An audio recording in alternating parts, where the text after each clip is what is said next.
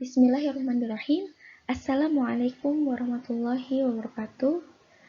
Saya mahasiswi Magister Teknologi Pendidikan Universitas Ibnu Khaldun akan memaparkan masalah-masalah sosial yang muncul di Indonesia, di mana tidak terlepas dari apa yang dihasilkan oleh dunia pendidikan.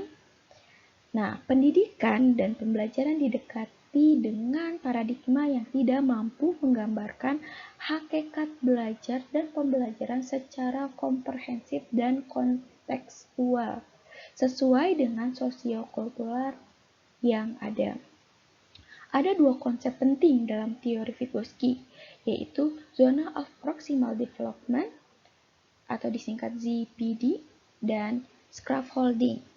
Menurut pandangan konstruktivisme sosial, pengetahuan itu diperoleh secara individu, yaitu dengan mengkonstruksi sendiri pengetahuan dari proses interaksi dengan objek yang dihadapinya, serta pengalaman sosial. Nah, izinkan saya memperkenalkan diri. Nama saya Tazkiyah Himatul Ulia. Pada kesempatan kali ini saya akan membahas tentang zona perkembangan proksimal dan scaffolding. Terlebih dahulu saya akan menanyakan, apa sih zona perkembangan proksimal? Atau teman-teman ada yang tahu nggak apa itu zona perkembangan proksimal? Jadi, zona perkembangan proksimal mengacu pada perbedaan antara apa yang dapat dilakukan pembelajar tanpa bantuan dan apa yang dapat dia capai dengan bimbingan dan dorongan dari pasangan yang terampil. Dengan demikian, istilah proksimal mengacu kepada keterampilan-keterampilan yang hampir dikuasai oleh pembelajar. Nah, di sini saya akan memaparkan definisi proksimal, zona perkembangan proksimal menurut Vygotsky. Menurut Vygotsky, zona perkembangan proksimal adalah jarak antara tingkat perkembangan aktual yang ditentukan oleh pemecahan masalah mandiri dan tingkat perkembangan potensial yang ditentukan melalui pemecahan masalah di bawah bimbingan orang dewasa atau dalam kolaborasi dengan teman sebaya yang lebih mampu. Untuk membantu seseorang bergerak melalui zona perkembangan proksimal, pendidik didorong untuk fokus pada 3 komponen penting yang membantu proses pembelajaran. 3 komponen penting yang bisa membantu proses pembelajaran yakni terdiri dari more knowledgeable other, di mana orang yang lebih berpengetahuan atau memiliki pemahaman yang lebih baik atau tingkat kemampuan yang lebih tinggi daripada pelajar sehubungan dengan tugas, proses, atau konsep tertentu. Sedangkan social interaction atau interaksi sosial adalah banyaknya pembelajaran penting oleh anak terjadi melalui interaksi sosial dengan tutor yang terampil. Tutor dapat mencontohkan perilaku atau memberikan instruksi verbal untuk anak. Vygotsky menyebutkan ini sebagai dialog kooperatif atau kolaboratif.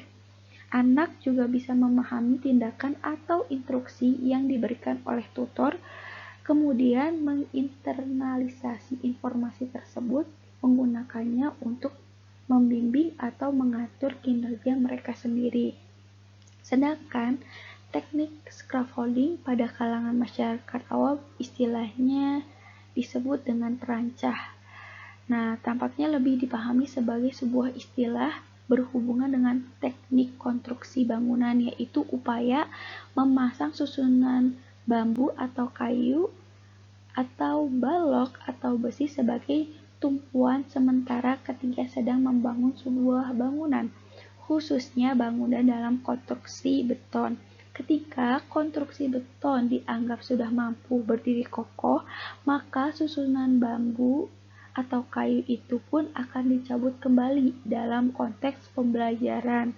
Penggunaan istilah scaffolding atau perancah ini tampaknya bisa dianggap relatif baru dan semakin populer bersamaan dengan munculnya gagasan pembelajaran aktif yang berorientasi pada teori belajar konstruktivisme yang dikembangkan oleh Lev Vygotsky, sang pelopor konstruktivisme sosial.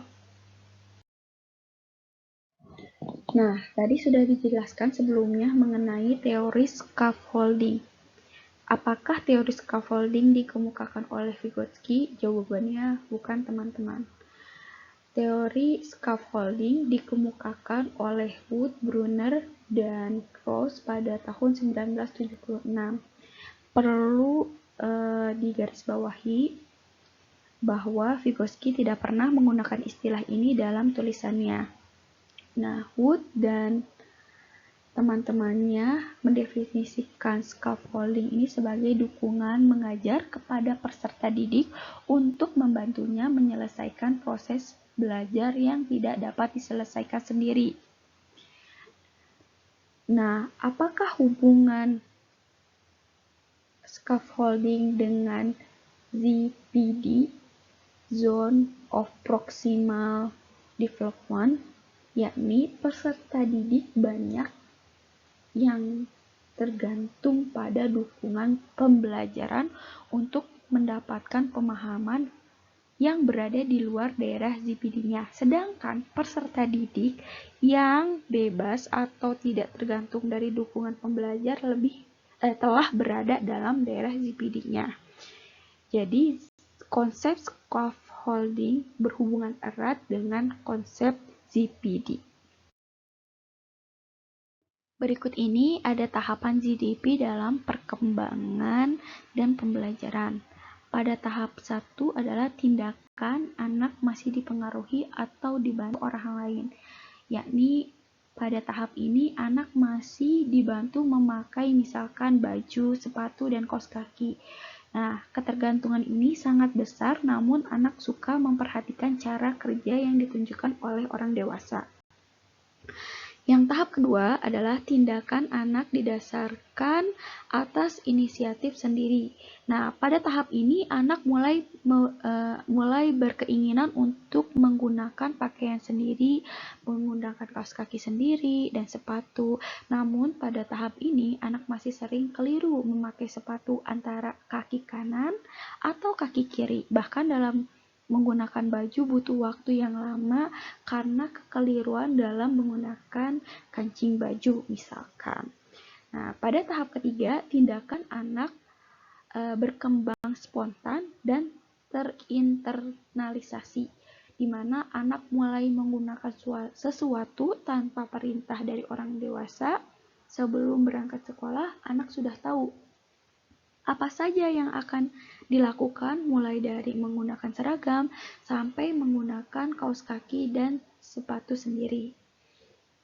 Pada tahap 4, di sini tindakan spontan akan terus diulang-ulang hingga anak siap untuk berpikir secara abstrak.